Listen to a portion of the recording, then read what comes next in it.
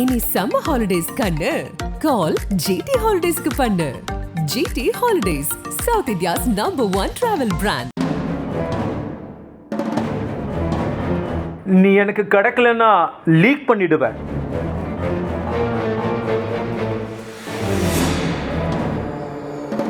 இளம்பெண் எடுத்த குளியல் வீடியோ.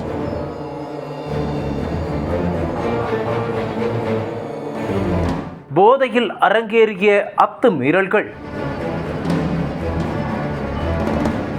தந்தைக்கு வந்த அந்தரங்க காட்சி. அதிரும் சென்னை மாநகரம்.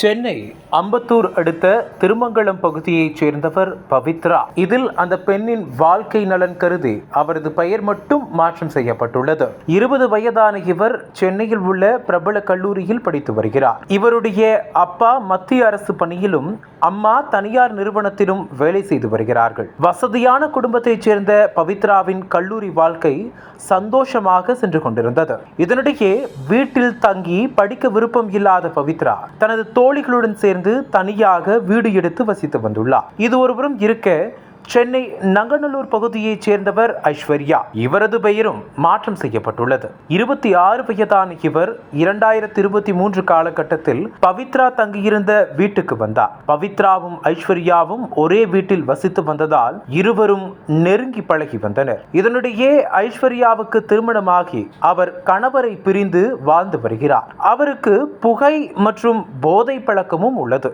காலப்போக்கில் ஐஸ்வர்யாவுடன் சேர்ந்து பவித்ராவும் போதை பழக்கத்திற்கு தள்ளப்பட்டிருக்கிறார்.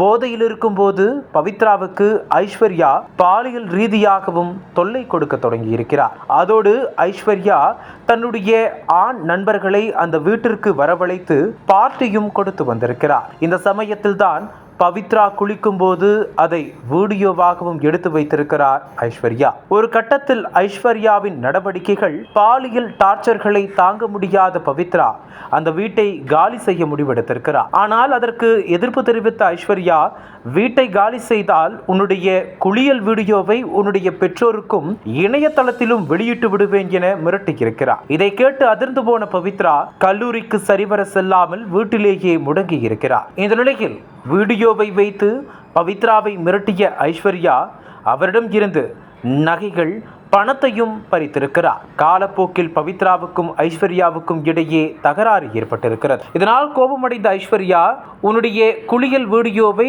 ஜூன் 14ஆம் தேதி வெளியிடுவேன் என கூறியிருக்கிறார். அதன்படி பவித்ராவின் அப்பாவுக்கு வீடியோவை அனுப்பி அவதூறான ஆடியோவையும் ஐஸ்வர்யா அனுப்பியிருக்கிறார். அதை பார்த்து அதிர்ச்சியடைந்த பவித்ராவின் குடும்பத்தினர் அவரை தங்களின் வீட்டிற்கு அழைத்து சென்றதோடு திருமங்கலம் அனைத்து மகளிர் காவல் நிலையத்திலும் புகார் அளித்தனர். அதன் பேரில் அந்த புகாரை எடுத்துக்கொண்ட இன்ஸ்பெக்டர் விஜயலட்சுமி இச்சம்பவம் குறித்து விசாரணை மேற்கொண்டனர்.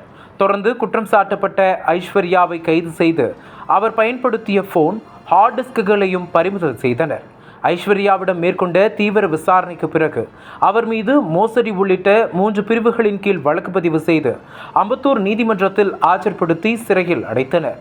அப்போது ஐஸ்வர்யா தரப்பில் ஆஜரான வழக்கறிஞர்கள், ஐஸ்வர்யாவுக்கு மனரீதியான பிரச்சனைகள் உள்ளன, அதனால் அவரை மனநல காப்பகத்தில் சேர்க்க அனுமதிக்க வேண்டும் என வாதிட்டனர். இதனையடுத்து ஐஸ்வர்யாவை சிகிச்சைக்காக மனநல காப்பகத்திற்கு அனுப்ப நீதிபதி உத்தரவிட்டார். அதே நேரம் ஐஸ்வர்யாவிடம் கைப்பற்றப்பட்ட ஹார்ட் டிஸ்குகளை சைபர் கிரைம் மூலம் ஆய்வு செய்து வருகின்றனர்.